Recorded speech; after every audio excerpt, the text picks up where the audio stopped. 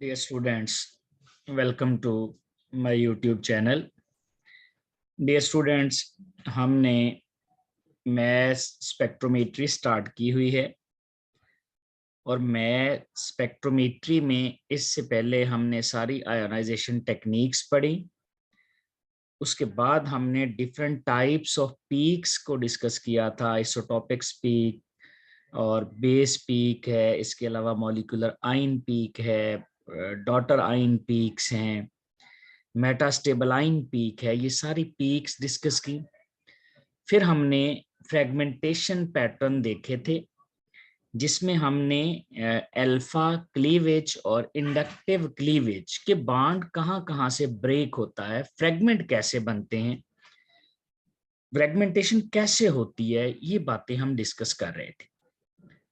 आज हम देखेंगे कि डिफरेंट क्लासेस में फ्रेगमेंटेशन के लिए एक और तरीका भी है और वो है मैक्लिफर्टी रीअरेंजमेंट। मैक्लिफर्टी रीअरेंजमेंट में जो मॉलिक्यूलर आयन पीक होती है वो रीअरेंज होकर एक तो न्यूट्रल मॉलिक्यूल अल्कीन का बना देती है और साथ फिर हमारे पास रेडिकल कैटाइन बन जाता है। मॉलिक्यूलर आयन पीक कब मैक्लिफर्टी रीअरेंजमेंट देगी, किस तरह की पीक्स आएंगी, किन किन क्लासेस में मैक्लिफर्टी रीअरेंजमेंट होती है, और फिर कैसे पता चलेगा स्पेक्ट्रम देख के कि यहाँ कोई ऐसी पीक है जो मैक्लिफर्टी रीअरेंजमेंट की वजह से है।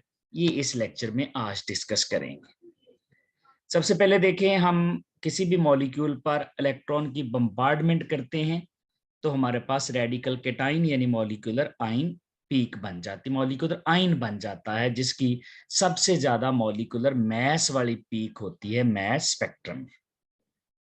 अब मॉलिक्यूलर आयन जो हमारे पास ये रेडिकल कैटाइन बना है, जो ऑड इलेक्ट्रॉन स्पीशी बनी है, ये कब शो करेगी मैक्लिफर्टी रीअरेंजमेंट। तो उसमें एक इसके पास पाई बॉन्ड होना चाहिए और दूसरा फिर इसके पास गैमा हाइड्रोजन होना चाहिए।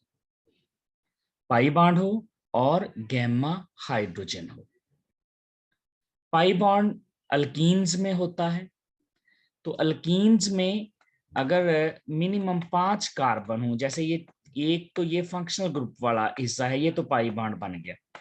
इसके अलावा अगर 3 और कार्बन आ जाएं तो फिर इसमें मैक्लिफर्टी रीअरेंजमेंट हो जाती है, क्योंकि ये वाला कार्बन अल्फा होगा, ये कार्बन बीटा होगा और ये वाला गैमा।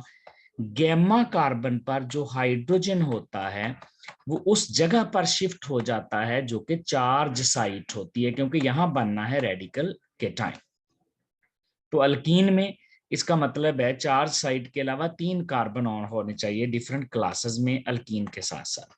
जैसे अरीन्स हैं, अरीन्स में जो चार्ज साइट है वो बेंजीन रिंग है, तो बेंजीन रिंग में चूंकि पाई बॉन्ड है, यहाँ पर चार्ज साइट क्रिएट होगी, मॉलिक्यूलर आयन बनेगा, एक पाई बॉन्ड जो है वो रेडिकल कैटाइन में कन्वर्ट हो जाएगा। इसका मतलब है 3 एटम कार्बन के और चाहिए, ये अल्फा हो जाएगा, उसके बाद बीटा और ये वाला गैमा। जो गैमा वाला हाइड्रोजन है वो शिफ्ट होना है चार्ज साइट पर। अरीन्स के बाद कार्बोनिल कंपाउंड्स हैं, कार्बोनिल कंपाउंड्स में एल्डिहाइड्स हैं, कीटोन्स हैं, एसिड्स हैं, एस्टर्स हैं, अमाइड्स हैं, हेलाइड्स हैं, ये सारी क्लासेस। अब हम जनरल इसको अगर हम कार्बोनिल कंपाउंड को सिंपल कर लें तो ये हमारे पास C डबल बॉन्ड O और साथ हम यहाँ पर कोई भी ग्रुप A लगा देते हैं। ए एल्डिहाइड के लिए यहाँ H हो सकता है, कीटोन के लिए अल्काइल ग्रुप है, एस्टर्स के लिए अल्कोक्सी ग्रुप होगा, अमाइड के लिए NH2 होगा, हेलाइड के लिए हेलो ग्रुप होगा। तो हम इसको जनरल कर लेते हैं। अब यहाँ ये चार्ज साइट है, यहाँ पर लोन पेयर होगा और लोन पेयर वाला एक H जो है इलेक्ट्रॉन निकलेगा और ये रेडिकल कैटाइन बनेगा। फिर यहाँ पर 3 कार्बन, एक और फिर दूसरा कार्बन बीटा और फिर गैमा, और फिर जो गैमा वाला हाइड्रोजन होगा वो चार्ज साइट यानी ऑक्सीजन के पास पहुंच जाएगा। तो इसका मतलब है ये जो फंक्शनल ग्रुप वाला कार्बोनिल वाला पार्ट है, इसके साथ 3 कार्बन और होने चाहिए, फिर कार्बोनिल कंपाउंड में मैक्लिफर्टी रीअरेंजमेंट होगी। इसी तरह इमाइंस, इमाइन जो अमीनो ग्रुप होता है, अमीनो ग्रुप होता है C डबल बॉन्ड NH, और C डबल बॉन्ड NH में भी यहाँ पर गैमा हाइड्रोजन होगा, तो फिर इसमें भी मैक्लिफर्टी रीअरेंजमेंट होगी और जो गैमा वाला हाइड्रोजन होगा वो चार्ज साइड पे शिफ्ट हो जाएगा। और इसके साथ साथ फाइनली नाइट्राइल्स भी होंगे। नाइट्राइल्स में भी ये हमारे पास carbon carbon carbon nitrogen triple bond है और फिर यहाँ पर गैमा हाइड्रोजन। तो गैमा हाइड्रोजन का होना जरूरी है। तो मैक्लिफर्टी रीअरेंजमेंट एल्कीन्स में होगी, अरीन्स में होगी, कार्बोनिल कंपाउंड्स में, इमाइन्स में, नाइट्राइल्स में, बशर्ते कि इनमें गैमा हाइड्रोजन भी मौजूद हो, तो फिर मैक्लिफर्टी रीअरेंजमेंट होगी। जैसा कि अगर हम इसमें एग्जांपल्स देखें तो ये हमारे पास एल्डिहाइड है, तो एल्डिहाइड में देखें ये वाला कार्बन अल्फा है, ये कार्बन बीटा है और ये वाला कार्बन जो है ये गैमा है। गैमा कार्बन का हाइड्रोजन यहाँ कार्बोनिल वाले ऑक्सीजन पे शिफ्ट हो जाएगा। इसका मतलब है यहाँ भी मैक्लिफर्टी रीअरेंजमेंट हो सकती है। कीटोन्स की बात करें तो देखें कार्बोनिल के साथ ये अल्फा वाला कार्बन है, बीटा और गैमा, यहाँ पर भी देखें गैमा हाइड्रोजन मौजूद है, तो यहाँ भी मैक्लिफर्टी रीअरेंजमेंट हो जाएगी। इसी तरह कार्बोक्सिलिक एसिड में यानी कार्बोनिल वाला जो पार्ट है ये वाला हिस्सा, उसके साथ 3 कार्बन होने चाहिए, ये गैमा वाला कार्बन बन जाएगा, तो यहाँ पर भी मैक्लिफर्टी रीअरेंजमेंट हो जाएगी। इसी तरह यहाँ हेलाइड्स हैं तो यहाँ भी 3 कार्बन होने चाहिए, यहाँ पर भी मैक्लिफर्टी रीअरेंजमेंट हो जाएगी। एस्टर्स में भी फंक्शनल ग्रुप के साथ है ये जो कार्बोनिल है, यानी कार्बोनिल के साथ 3 कार्बन और लगे होने चाहिए, फिर उसको हम कहते हैं ये गैमा कार्बन है। यहाँ पर भी ये गैमा कार्बन है, तो इस तरह से यहाँ पर भी मैक्लिफर्टी रीअरेंजमेंट होगी। अमाइड्स में भी कार्बोनिल के साथ 3 कार्बन है, इसका मतलब यहाँ भी गैमा कार्बन मौजूद है, गैमा हाइड्रोजन भी मौजूद है। नाइट्राइल में भी यहाँ पर 3 कार्बन मौजूद हैं फंक्शनल ग्रुप के साथ, ये अल्फा, ये बीटा और ये गैमा। ये तो फंक्शनल ग्रुप का पार्ट है, ये वाला कार्बन और ये वाला कार्बन अब गैमा हो जाएगा, ये बीटा और ये वाला अल्फा। इस तरह यहाँ पर भी मैक्लिफर्टी रीअरेंजमेंट पॉसिबल है। इसी तरह बेंजीन में रिंग के साथ 3 कार्बन लगे हुए हैं, तो इसका मतलब है यहाँ पर भी गैमा हाइड्रोजन मौजूद है, यहाँ पर भी मैक्लिफर्टी रीअरेंजमेंट हो सकती है। और फाइनली अल्कीन्स, अल्कीन्स में भी जो पाई बॉन्ड होगा ये एक्चुअली चार्ज साइट है, रेडिकल केटायन यहाँ बनना है, तो ये अल्फा कार्बन है, ये बीटा कार्बन है और ये वाला गैमा कार्बन है, तो इस तरह से यहाँ पर भी मैक्लिफर्टी रीअरेंजमेंट हो जाएगी। तो मैक्लिफर्टी रीअरेंजमेंट के लिए गैमा हाइड्रोजन होना चाहिए और पाई बॉन्ड होना चाहिए, और फिर होता क्या है यहाँ पर हाइड्रोजन शिफ्ट हो जाता है गैमा वाला चार्ज साइट पे। मैक्लिफर्टी रीअरेंजमेंट में सिग्मा बॉन्ड ब्रेक हो जाता है अल्फा और बीटा के दरमियान, यानी जो अल्फा और बीटा कार्बन है उनके दरमियान बॉन्ड ब्रेक हो जाएगा। हम जनरल फिर लिख लेते हैं, ये हमारे पास C डबल बॉन्ड O है, साथ हम A लगा लेते हैं, ये जनरल है। यहाँ पर बनना है रेडिकल केटाइन लोन पेयर की वजह से, और उसके बाद ये हमारे पास अल्फा कार्बन है, फिर ये हमारे पास बीटा है और ये हमारे पास गैमा है, और गैमा पर हाइड्रोजन मौजूद है। अब होना क्या है, अल्फा और बीटा के दरमियान ये वाला कार्बन अल्फा है, ये कार्बन हमारे पास बीटा है और ये कार्बन हमारे पास गैमा है, और जो अल्फा और बीटा के दरमियान बॉन्ड है ये वाला बॉन्ड ब्रेक हो जाएगा। इसका मतलब है अल्फा और बीटा कार्बन एक दूसरे से अलग हो जाएंगे और फिर बीटा और गैमा के दरमियान पाई बॉन्ड बन जाता है, यानी ये जो बीटा और गैमा है यहाँ पर पाई बॉन्ड अपीयर हो जाएगा। और ये जो हाइड्रोजन है, फिर जो गैमा वाला हाइड्रोजन है ये शिफ्ट हो जाएगा चार्ज साइट पर, यानी ये वाला हाइड्रोजन किसके पास आ जाएगा, OH बन जाएगा यहाँ पर।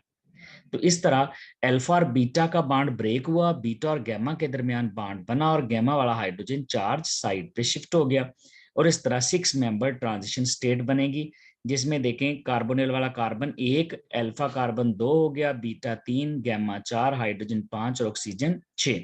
तो इस तरह 6 मेंबर यहाँ पर ट्रांजिशन स्टेट बन जाएगी। अब अल्कीन का मॉलिक्यूल यहाँ से निकलना है न्यूट्रल, वो अल्कीन का मॉलिक्यूल न्यूट्रल निकलेगा जो बीटा और गैमा के दरमियान पाई बॉन्ड बनेगा।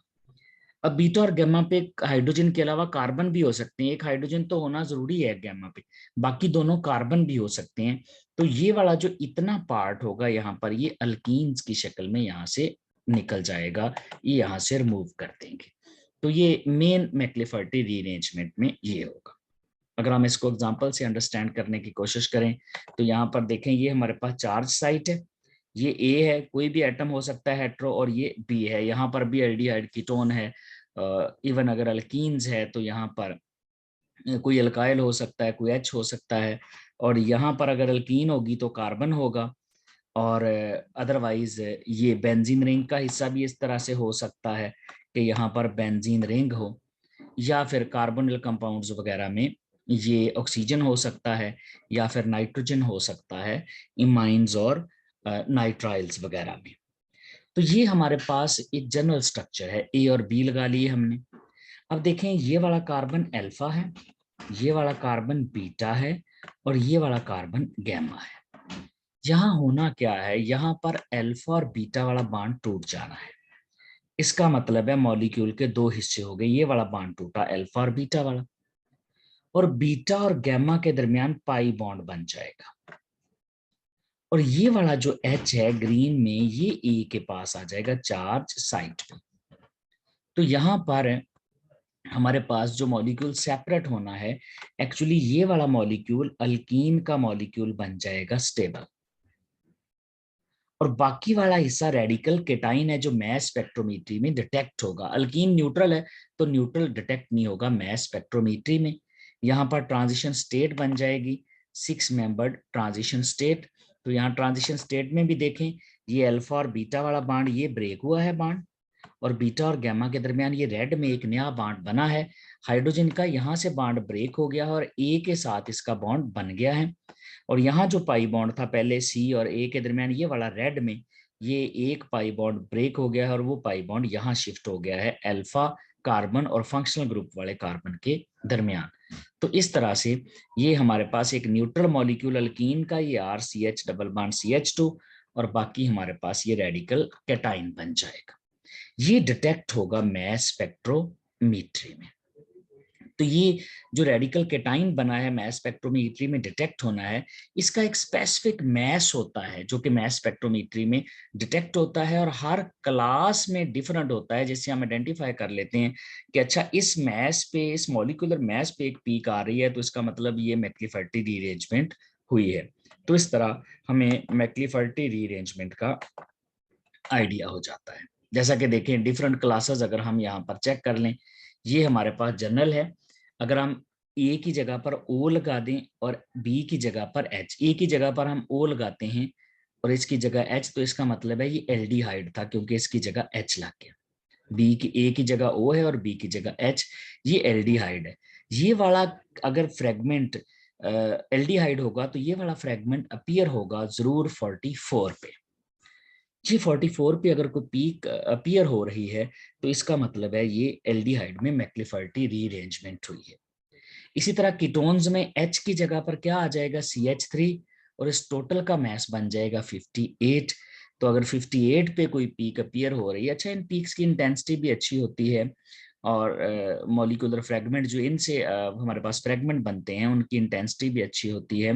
ये स्टेबल फ्रेगमेंट होते हैं क्योंकि यहाँ पर ये फ्री रेडिकल जो है ये स्टेबल होता है, और पॉजिटिव चार्ज भी, क्योंकि ये वाला पाई बॉन्ड जो होता है इसके साथ कॉन्जुगेशन में मौजूद है। इसके साथ साथ अगर यहाँ पर कार्बोक्सिलिक एसिड होगा तो यहाँ OH आ जाएगा H की जगह पर, और ये OH आएगा तो 60 पे पीक अपीयर होगी। एस्टर्स और अमाइड्स में अगर देखें, अमाइड्स में 59 पर, यहाँ NH2 59 पर पीक अपीयर होगी। एस्टर्स में यहाँ पर 74 पर पीक अपीयर होगी। और इसी तरह अगर हम नाइट्राइल्स में देखें तो नाइट्राइल्स में 41 पर पीक अपीयर होगी। तो इस तरह हमें आइडिया हो जाएगा डिफरेंट क्लासेस में पीक्स का। अगर हम एरोमेटिक कंपाउंड्स बेंजीन में देखें, जब बेंजीन पर 3 कार्बन वाला कोई अल्काइल ग्रुप लगा है तो 92 पर एक पीक आती है जो कि मैक्लिफर्टी रीअरेंजमेंट की वजह से होती है। तो ये मैस वाली अगर पीक्स आपको स्पेक्ट्रम में नजर आ रही हैं तो इसका मतलब है ये मैक्लिफर्टी रीअरेंजमेंट की वजह से हैं, और फिर ये रीजनेबल इंटेंसिटी की पीक्स होती हैं। अगर हम एक मैस स्पेक्ट्रम ले लें यहाँ पर और मैस स्पेक्ट्रम से इसको एक्सप्लेन कर लें, फॉर एग्जांपल ये हमारे पास एक एल्डिहाइड है पेंटानल।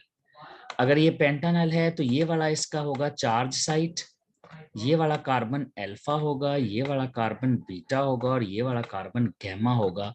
इसका मतलब है यहाँ पर मैक्लिफर्टी रीअरेंजमेंट हो सकती है, क्योंकि ये गैमा जो कार्बन है इसके ऊपर 2 हाइड्रोजन मौजूद हैं, तो इसमें मैक्लिफर्टी रीअरेंजमेंट आ सकती है।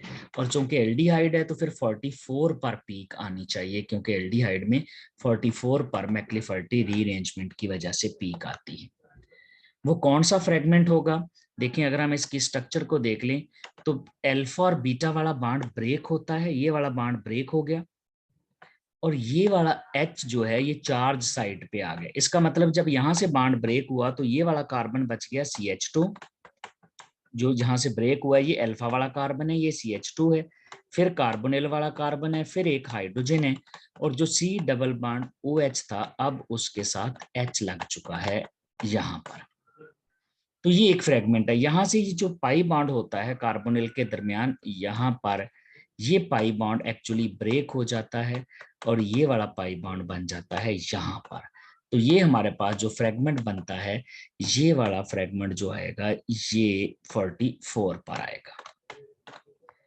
इसके अलावा भी एल्डिहाइड में प्रोमिनेंट पीक्स बनती हैं। फॉर एग्जांपल ये एल्डिहाइड है तो एल्डिहाइड का जो मॉलिक्यूलर मास है वो 86 है इस एल्डिहाइड का। इसमें से 44 वाला जो है वो माइनस हुआ है, ये वाली पीक। अब एल्डिहाइड में एक और पीक भी आ सकती है, वो कौन सी होती है? ये बड़ी स्पेसिफिक कैरेक्टरिस्टिक पीक है एल्डिहाइड में, से हमें एल्डिहाइड आइडेंटिफाई हो जाते हैं। 2 पीक्स, एक तो मैक्लिफर्टी रीअरेंजमेंट वाली, इसके अलावा भी 2 पीक्स हैं जिनसे हमें पता चलता है ये एल्डिहाइड है। एक पीक जो ये वाली होती है, पूरा एल्डिहाइड ग्रुप है उसमें से सिर्फ H अलहदा हो जाए, यानी एल्डिहाइड में आपको M-H पीक, या इसको आप यूं कह सकते हैं M-1 पीक भी नजर आती है। M-1 पीक इसका मतलब 86 है तो ये 85 पे आ गई एक और पीक, इसका मतलब है ये एल्डिहाइड है क्योंकि इसमें M-1 पीक आ गई है। इसके साथ एक और पीक जो अल्फा क्लीवेज की वजह से होती है कि ये जो हमारे पास एल्डिहाइड ग्रुप है ये इसका अल्फा, ये चार्ज साइट है, चार्ज साइट से एक कार्बन बॉन्ड छोड़कर नेक्स्ट वाला बॉन्ड ब्रेक हो जाए तो इसको अल्फा क्लीवेज कहते हैं। तो ये वाली पीक भी एक आ सकती है, ये एल्डिहाइड की कैरेक्टरिस्टिक्स पीक्स है, ये 29 पे आएगी। तो देखें 29 पे भी एक पीक आ रही है।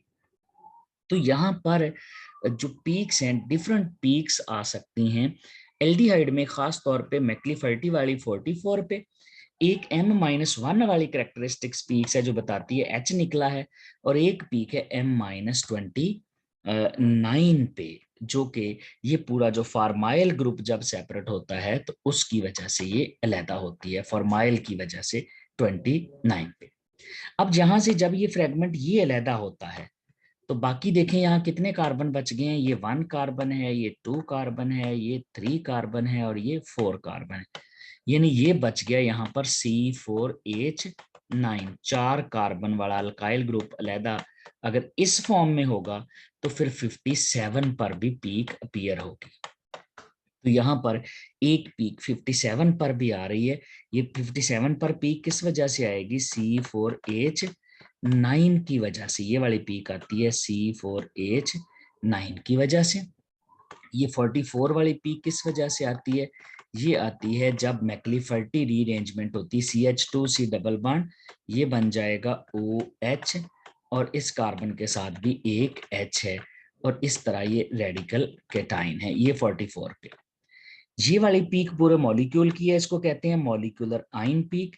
जबकि इसमें से जब एक हाइड्रोजन निकल जाता है तो बाकी जो फ्रेगमेंट बचता है, कितने कार्बन है एल्डिहाइड में? 5 है, 1 2 3 4 और फिर 5वें वाला, ये जो पीक आई है ये आई है 85 पर। अब रह गई है पीक 43 पे और 29 पे। 29 पे पीक आनी है C डबल बॉन्ड OH, इस फॉर्माइल ग्रुप की ये कैरेक्टरिस्टिक पीक है, ये आएगी 29 पे। अब फाइनली एक पीक बच गई है, वो आएगी जब यहां से प्रोपाइल ग्रुप अलहदा हो जाता है, ये वाला प्रोपाइल ग्रुप अलहदा होगा तो प्रोपाइल ग्रुप 43 पे आता है, यानी ये आएगी C3H7 अगर केटाइन की शक्ल में यहाँ से सेपरेट हो जाता है, यानी ये वाला पार्ट अलहदा हो जाए मैक्लाफेर्टी रीअरेंजमेंट में, ये न्यूट्रल मॉलिक्यूल अल्कीन का बनता है ये वाला। तो अगर ये फ्रेगमेंट इस तरह से ब्रेक हो कि ये केटाइन की शक्ल में यहाँ से ऐसे अलहदा हो जाए 3 कार्बन समेत, तो ये फिर पीक 43 पर आ जाएगी। तो इस तरह हमें ये जो पीक्स होती हैं, जो फ्रेगमेंट होते हैं, एक तो मॉलिक्यूलर आइन पीक से थोड़ा आइडिया मिलता है, फिर हमने मैक्लाफेर्टी रीअरेंजमेंट से आइडिया लिया, और फिर एल्डिहाइड की 2 और कैरेक्टरिस्टिक्स पीक्स भी देखी।